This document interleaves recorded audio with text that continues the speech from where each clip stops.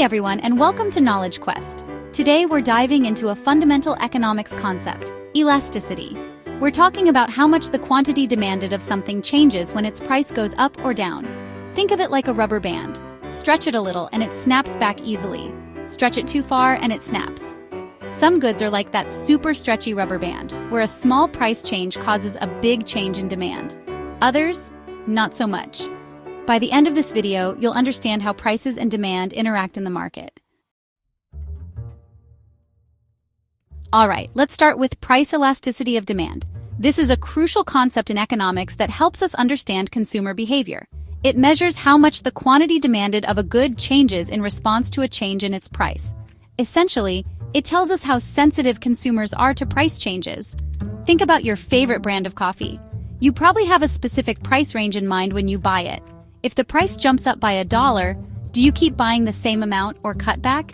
This decision reflects your price sensitivity. That reaction is what we're measuring with price elasticity of demand. It's a way to quantify your purchasing decisions. A high elasticity means a small price change leads to a big change in demand. This is often seen with non-essential goods. A low elasticity means demand doesn't change much even with a big price change. This is typical for essential items. For businesses, understanding price elasticity helps predict how price changes impact sales. It can guide pricing strategies and marketing efforts. For you, it helps make more informed spending decisions. Knowing how price changes affect your budget can lead to smarter financial choices. Price elasticity measures how sensitive demand is to price changes. On one end, we have perfectly inelastic demand, where quantity demanded doesn't change with price.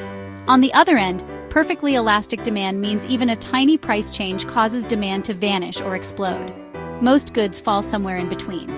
We have inelastic demand, where quantity changes a little, and elastic demand, where it's more responsive. In the middle, unitary elastic demand means the percentage change in quantity demanded equals the percentage change in price. Let's start with perfectly inelastic demand. This is when the quantity demanded remains unchanged, regardless of price changes. Think about essential life-saving medication. If the price doubled, you'd still buy it because your health depends on it. Another example might be a rare antique. Even if the price skyrocketed, collectors would pay whatever it takes. Perfectly inelastic demand is rare, but it helps us understand the broader concept of elasticity. Let's move on to inelastic demand, which is more common. Inelastic demand means quantity demanded responds to price changes, but not dramatically. Think of gasoline. If the price goes up, you might drive less, but you still need to fill up your tank. Other examples include electricity, basic food staples, or addictive substances like cigarettes. For businesses, selling inelastic goods means they can raise prices without a huge drop in sales. But they must balance it carefully to avoid alienating customers. Let's talk about unitary elastic demand. Here, the percentage change in quantity demanded equals the percentage change in price.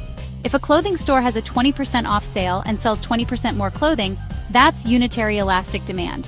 The key is that total revenue remains the same, even though price and quantity change. It's a balancing act where increases and decreases offset each other. Now, let's move to elastic demand.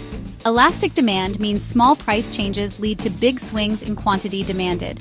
Think of restaurant meals. If prices rise, you might eat at home or choose a cheaper spot. Other examples include airline tickets, designer clothing, or high-end electronics. For businesses, selling elastic goods means being careful with pricing to avoid losing customers.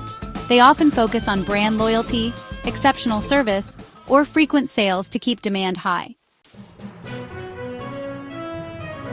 We've arrived at perfectly elastic demand. Here, even the tiniest price increase causes quantity demanded to vanish. Imagine a market with countless sellers offering identical products.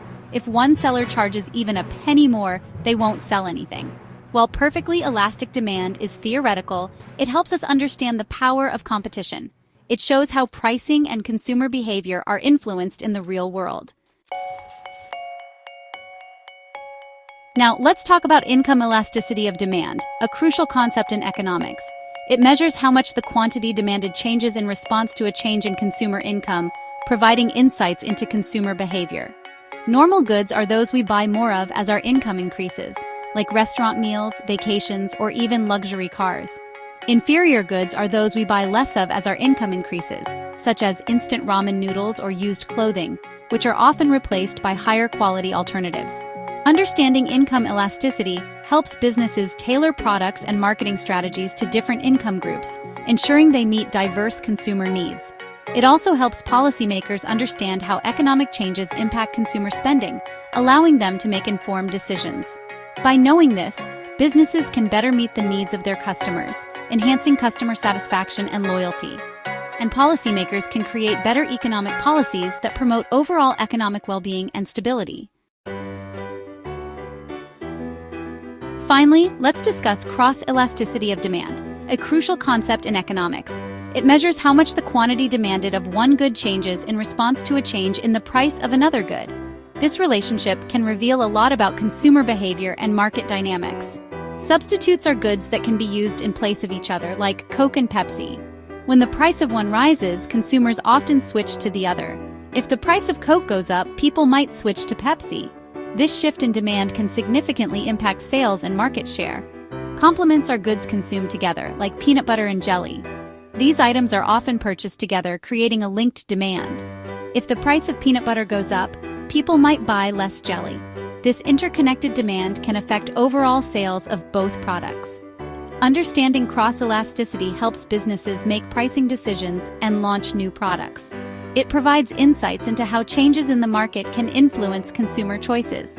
It allows them to anticipate how market changes impact demand for their products, enabling better strategic planning and competitive advantage. And there you have it, elasticity of demand in all its glory. Elasticity is about understanding how responsive one variable is to another. We've covered price elasticity, income elasticity, and cross-elasticity. Thanks for sticking with me on this deep dive into elasticity. If you found this video helpful, give it a thumbs up, subscribe to Knowledge Quest, and hit the notification bell. Let me know in the comments what economic mysteries you'd like to unravel next.